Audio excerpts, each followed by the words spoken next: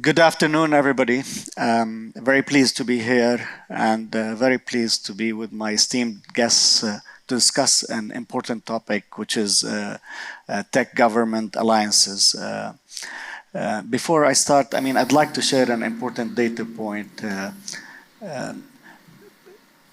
Government tech market in 2024 was estimated at $600 billion and is expected to grow to $1.4 trillion in 10 years, and to create a value creation for the economy of about $9.8 trillion.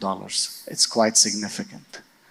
And having said that, I'd like to start with the first question to His Excellency Sherzod.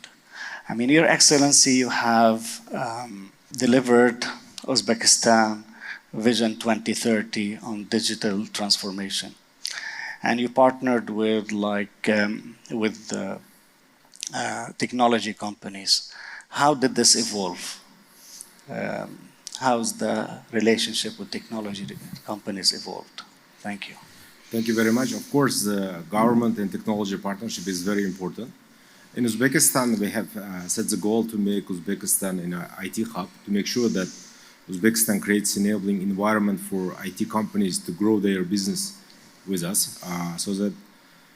Because why Uzbekistan? It's a young and growing population, and we are heavily investing into education from the preschool level to the school, as well as the higher education. And we try to make sure that the IT companies have the best treatment in Uzbekistan. So if you have an IT company and you have office in Uzbekistan, you don't pay any taxes, and your workers also pay less taxes than in other industries. Therefore, we see that the huge number of companies are growing in Uzbekistan.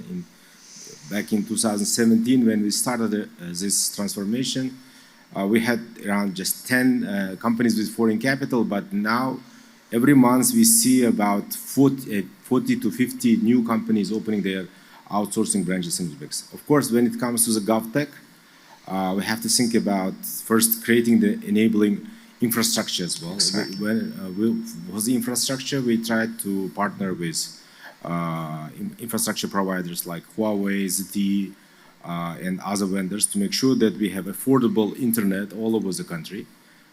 We have connected all our schools with high-speed internet. If you look to other countries with similar GDP, you don't see many countries where they have the high-speed internet at the school level, which is an enabler of the further usage growth. And we try to make sure that all the citizens and businesses have high-speed internet access at very low prices. Actually, our ARPU, monthly ARPU, is about $2 or $2.50, which is quite low compared to many other countries if you look to the mobile prices as well. And this is creating the demand side from the citizens and the businesses.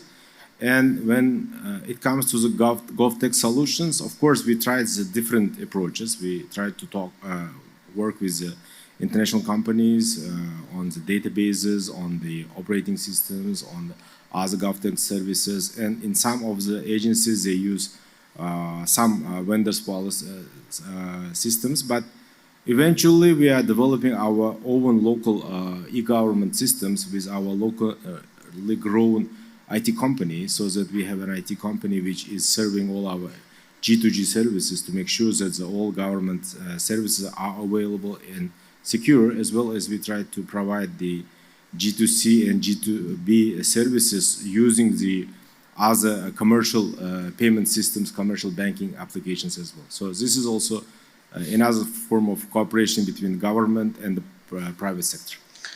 Thank you, Your Excellency.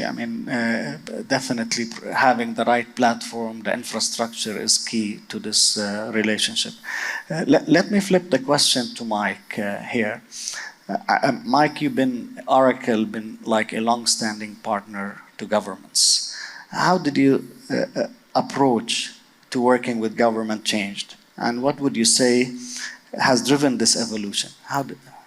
Well, I think obviously what's relatively new in terms of government systems is cloud infrastructure. And cloud infrastructure needs to be, in most cases, sovereign. And what we've thought about is how do we miniaturize, if you will, what is usually massive infrastructure to create cloud data centers and make it affordable for a country of any size. I mean, obviously, in certain parts of the world, we don't need 500 rack data centers. There's plenty of things we could do from a much smaller place to start. So that's the first thing, is delivering sovereign infrastructure. The second thing is delivering reliable connectivity, because cellular connectivity is great, but there's lots of options now with low orbiting satellite as dual connectivity. What's interesting is you think about this e-gov rolling out in governments, is that it never closes. It's like a hospital. It's open 24 hours a day. Whereas traditional government services, when people come in, turn up at an office and show up, there's set hours. That all goes away. So you've got to think about 24-hour connectivity, sovereign infrastructure, and then, of course, the third thing is an ultra-high focus on cybersecurity.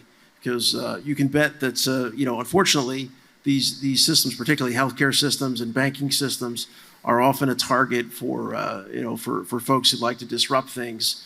Whether inside or outside. So thinking about how do you make sure that you roll this out in a highly secure way has always been job one. And the one, I think, really interesting part about that is that most governments throughout the world have existing systems. Yes. And, in kind of phase one of all of this, the idea was to put internet-facing technologies on top of existing systems.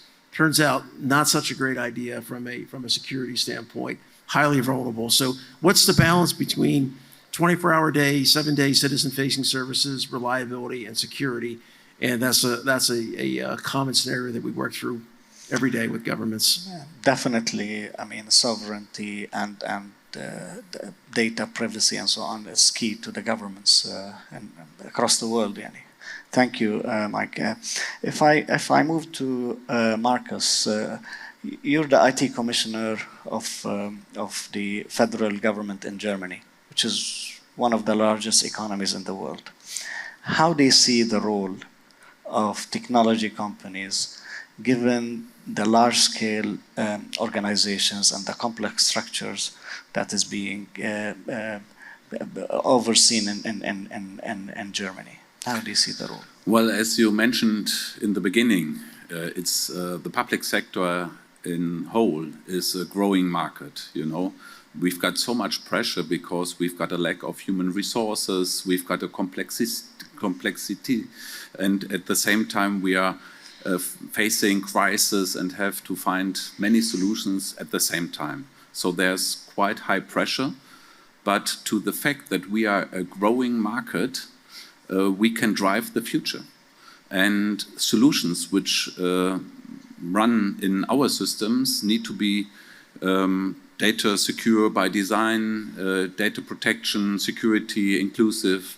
Yes. And therefore, we can design and create a market where products can be launched on infrastructures of the future. And I think as governments, we have to do, of course, our homework. Also in Germany, we've got a complex situation, federalism. We've got 11,000 cities, 16 states at the federal level, and quite complex systems. But we make the digitization and GovTech to the priority of the new governmental term, which is coming up now.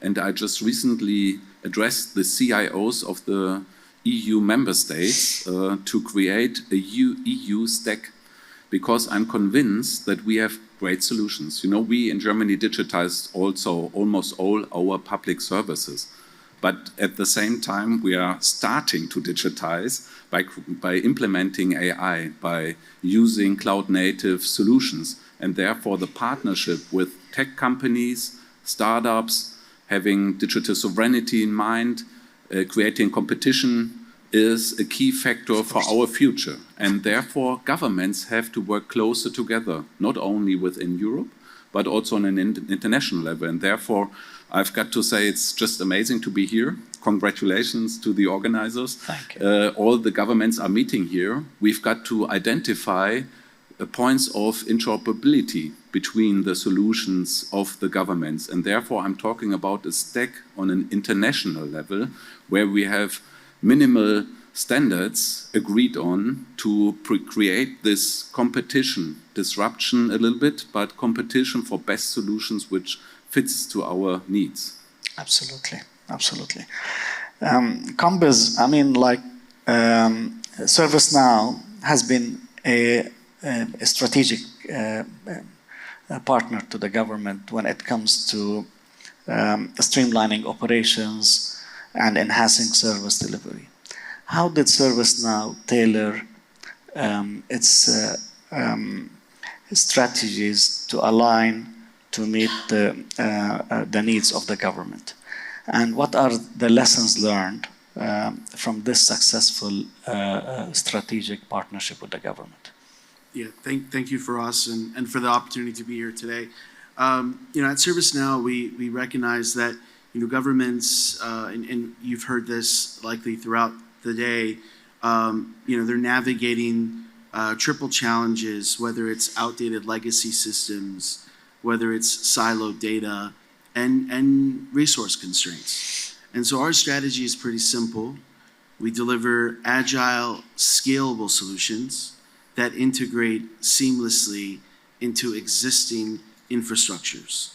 As our chairman and CEO says, we're the control tower for AI business transformation, without the need for multi-year, multi-billion-dollar overhauls. Because ultimately, at the end of the day, it's about saving time, saving money, saving resources. In collaboration with governments around the world, we've been very fortunate to work with world leaders and visionaries in delivering digital government services, including with Dr. Richter and with Mike and with yourself for us, working to digitize workflows, to modernize administrative workflows, streamlining citizen services, and achieving the cost reductions in record time. We've also supported governments in enabling real-time data sharing, curation, and process automation, and really helping them ultimately to achieve their end-to-end digital transformation and fully integrate, full integration of AI. The key lesson here being that success stems from proactive partnerships. Governments should be working with other governments, but also with industry, with technology companies. And our strategy and our approach is that we don't wait for governments to come to us with their challenges and their pain points, but instead we analyze their workflows and we present them with actionable solutions. And this approach, coupled with continuous dialogue in platforms and forums such as here, the World Government Summit, ensures that government can translate their policy ambitions into tangible, citizen-focused outcomes more efficiently, more effectively, more quickly. Thank you, Visco. Let me move to the second round of questions, and it's of course it's about AI, and AI is the heat of the moment now. And let me start with Your Excellency Shizud. I mean, like all governments now, rushing into adopting AI. So the question, how do you ensure these technologies are implemented responsibly and is aligned to your national priorities? And what are the key initiatives Uzbekistan has for AI adoption in government services? Thank you very much. Of course, everybody's discussing about AI, and when it comes to AI's implementation for the Uzbekistan's case, we try to make sure that AI is being implemented for the benefit of our people. Because when it comes to digitization also, we try to make sure that if it really helps people to make people's lives easier, then we try to work with this kind of digitization system. So when it comes to AI, first of all, it should be human-centric. So whenever we try to implement AI solutions, it should help people to solve their daily problems of interacting with the government, to getting government services, or to enable them to earn additional income sources. Because for the country like Uzbekistan, where we have rather smaller GDP per capita than most of the European or OECD countries, every dollar invested in any technology is very important. And before investing anything, we try to find the answer to the question: is it really helpful? What is the return on investment? What would be the benefit for our people, and what would be the benefit for our economy? And it's not easy to come up with very kind of long-term solutions, but there are many interesting use cases which are already giving some outcomes. Like most of our old banking systems, they are using our local implementation of the Face ID, the biometric identification system, or fraud protection systems, or we have implemented the Palm Pay on our metro stations, which is also locally developed by our company. So we try to find out interesting use cases or trying to make sure that we have safety and security on our public roads, which is also locally developed solutions. Because if you think about implementing the mostly proprietary and international developed systems, in most of the cases, maybe they might be too expensive for the countries like Uzbekistan, but of course there might be arguments from other panelists. But for the developing countries, we try to make sure that we are investing wisely and trying to make sure that we try to get the most of the benefits for our people. Excellent.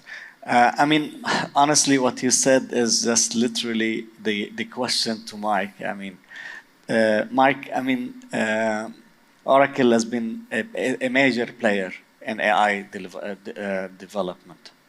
And the question is about how do you ensure that like all the use cases and whatever you guys are making is scalable and impactful, and it's not like it's not overwhelming the public sector infrastructure.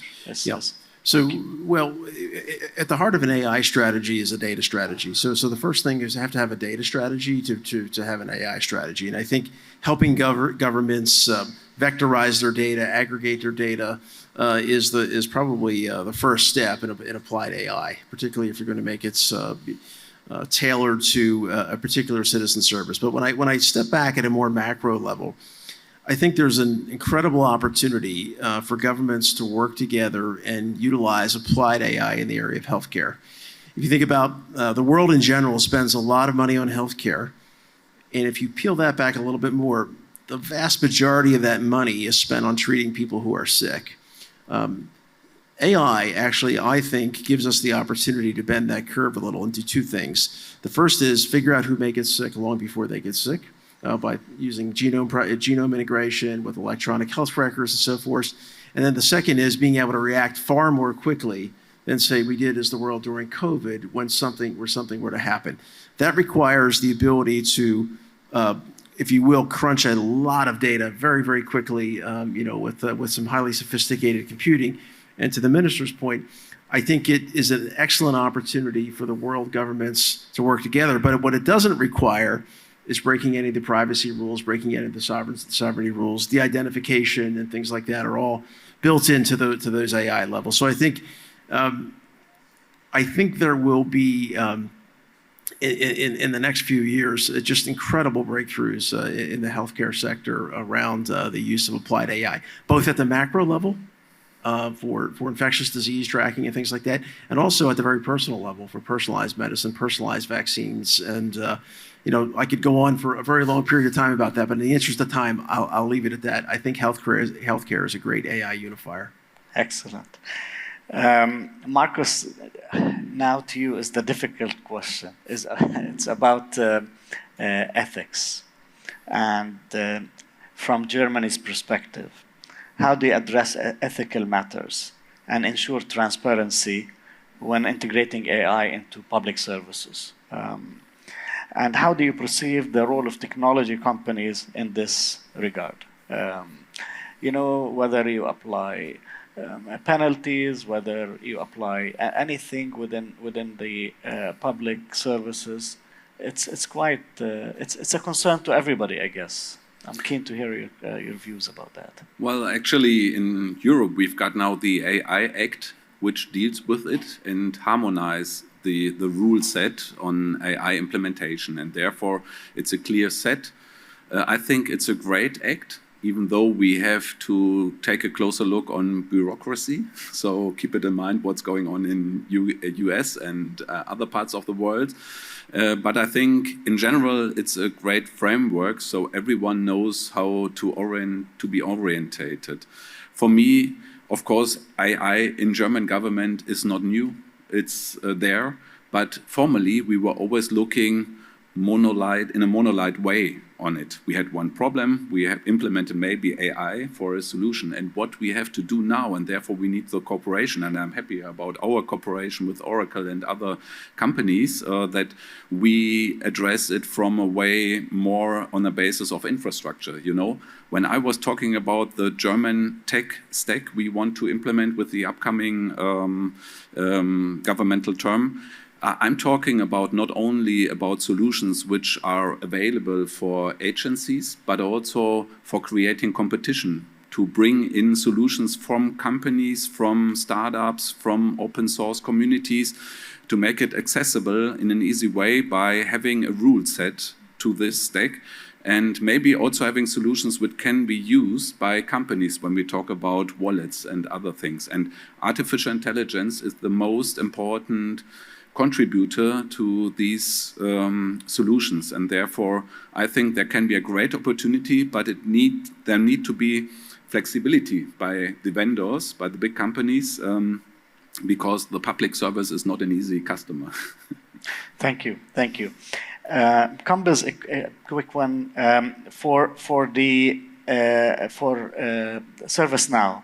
And given that you're heavily involved in improve operational efficiency, and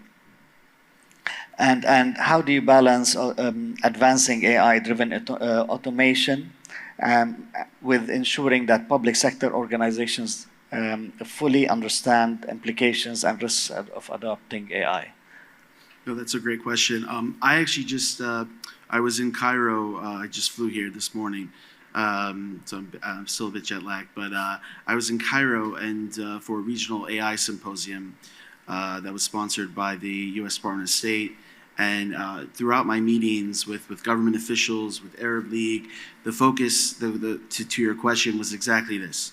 How do you balance this drive towards AI and full integration while also being mindful of the implications and the risks of going too fast?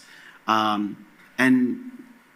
way that I see it is the importance of governance, and I think you've heard today how critical it is to have a data strategy, but to have governance, have frameworks in place to ensure that before you're jumping into these advanced AI solutions, that you have a solid digital foundation in place. And I think the UAE is a model, is a global leader in this approach.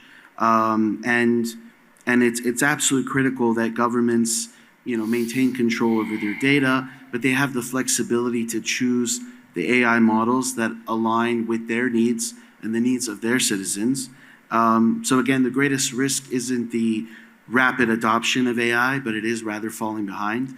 And I think, I think all of us on stage here and those at the forum and the summit today, as you will hear, we'll emphasize this, but thank you. Thank you very much. I'd like to thank you for this great discussions. I think, to sum it up, I mean, the relationship between technology companies and government has definitely evolved, and it took a different dimension where there is a better understanding of each other and the requirements in order to work together to elevate the services of government services to citizens.